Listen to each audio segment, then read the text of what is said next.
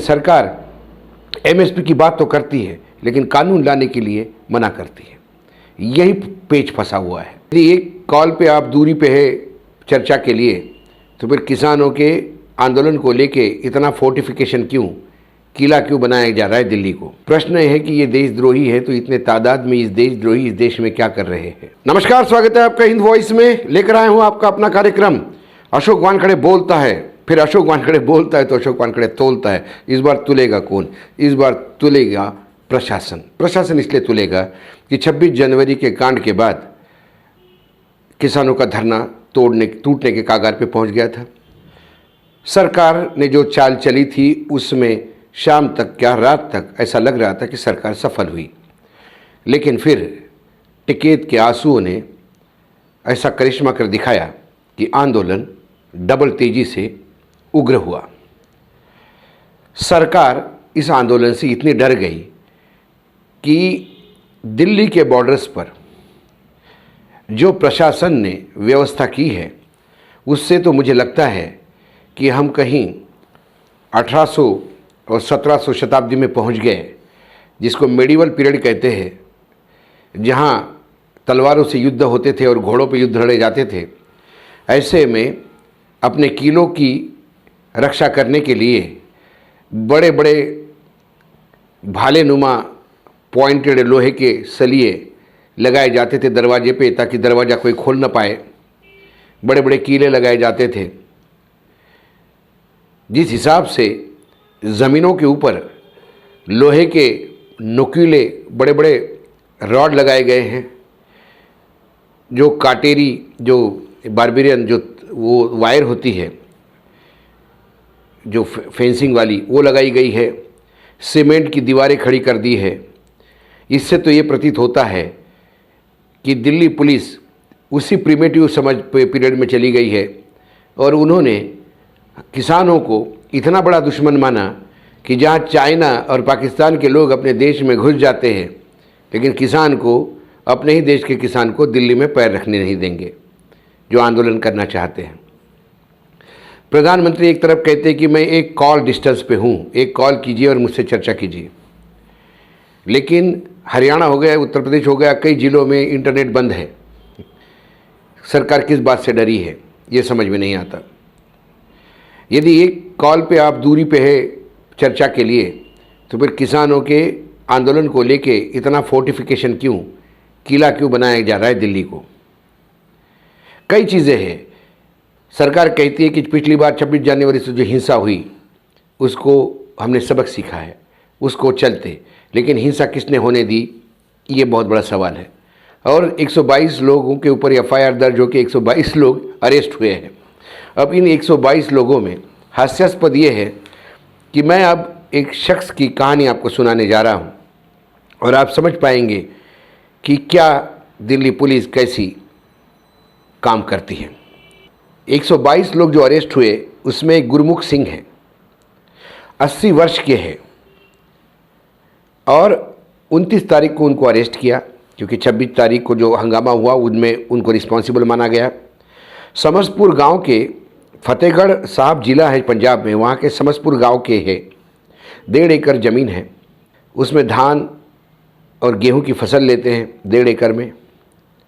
एक बेटा इटली में है, एक बेटा गांव के पास ही 12 किलोमीटर दूर काम पे जाता है। उसका परिवार गुरमुख सिंह के साथ ही है। और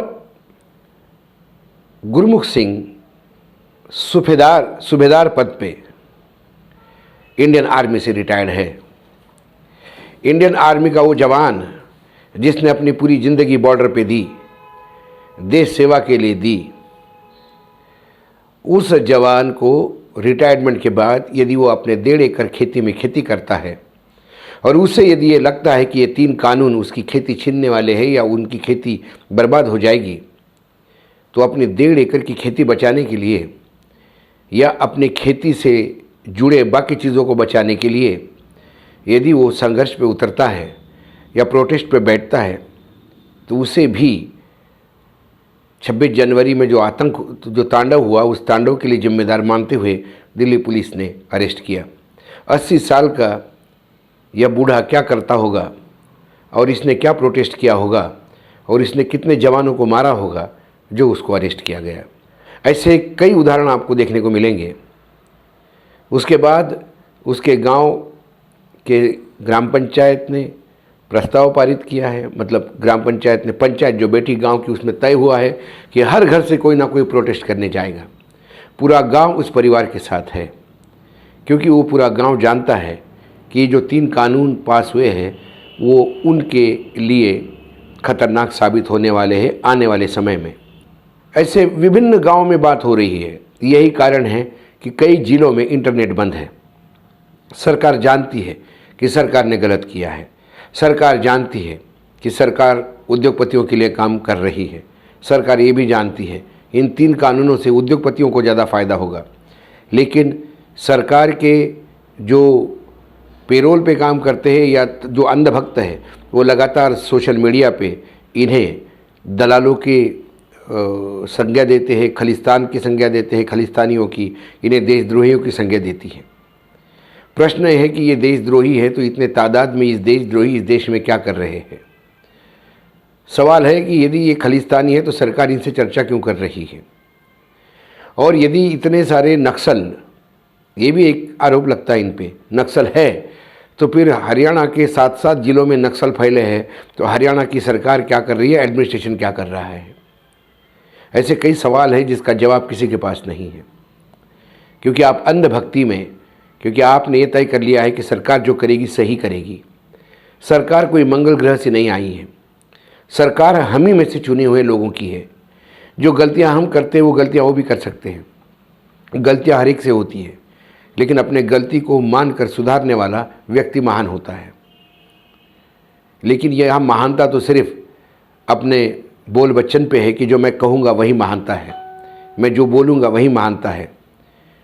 यदि बजट भाषण समाप्त के बाद BSE सेंसेक्स या बॉम्बे स्टॉक एक्सचेंज का सेंसेक्स 50,000 के तरफ दौड़ता है, तो आप समझ सकते हो कि इस देश में ये जो बजट आया वो किसके लिए था, किसानों के लिए था या उद्योगपतियों के लिए था। मैं एक थोड़ी सी हिंट आपको दे रहा हूँ, बाकी आप समझदार हैं। ये जो उदाहरण है गुरमुख सिंह का, ये बताता है कि कितने अंधे आँख पे पट्टी बांधकर हमारे यहाँ काम होते हैं। जब ऐसे गुरमुख सिंह जैसे 80 साल के आर्मी से रिटायर्ड इंसान के लिए यदि वकील भेजते हैं पंजाब की सरकार, गांव वाले, अकाली दल, कांग्रेस, तो उन्हें ये आरोप लगता है कि खलिस्तानियों की वकालत करने के लिए ये तमाम राजकीय दल उतरे हुए हैं रास्ते में। कहे तो क्या कहें, कम से कम मैं इतना तो कहता हूँ कि जब आप इस आंदोलन को कोसते हो तो कम से कम फिर रोटी खाना बंद कर दो। रोटी, दाल, चावल उन्हीं की उगाई हुई खाते हो, उन्हीं की फसल से निकली हुई थाली आपके सामने रोज़ सुबह शाम परोसी जाती है और आप मज़े से खाते हो, और उन्हीं का खाना खा के उन्हीं को कोसते हो। कम से कम एक खाना खाने के बाद तो कुछ घंटे के लिए उनका साथ दीजिए। सही या गलत ये नहीं, यदि मेरे देश का किसान गलती से भी उग्र हुआ है तो उसको संभालने का काम हमारा है। हम उसे 1, 2 नहीं, लाखों के तादाद में किसानों को हम गलत नहीं कह सकते। और मैं बार बार कहता हूँ, मैं सरकार की मनीषा पे सवाल नहीं उठाता, लेकिन सरकार यदि MSP को कानूनी जामा पहनाए तो सरकार ये बता देगी कि वाकई वो किसानों की हितैषी है। सरकार ये 3 कानून, मैं कहता हूँ, कहीं ना कहीं उद्योगपतियों के फेवर में जाते हैं। तो MSP को जैसे ही कानूनी जामा पहनाया जाएगा, तुरंत सरकार की मनीषा और सरकार की नीयत स्पष्ट होगी।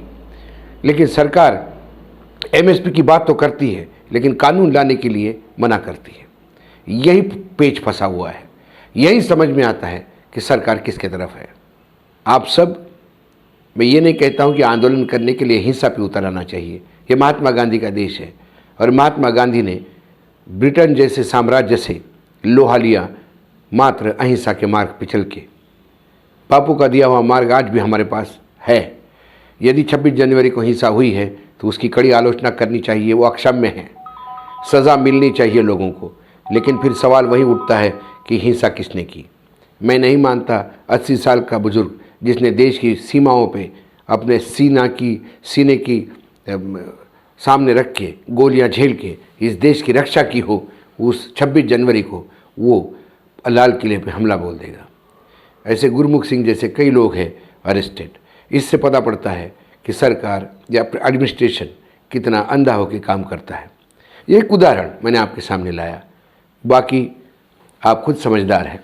आज इतना ही, फिर आऊँगा किसी विश्लेषण के साथ। तब तक देखते रहिएगा हिंद वॉइस।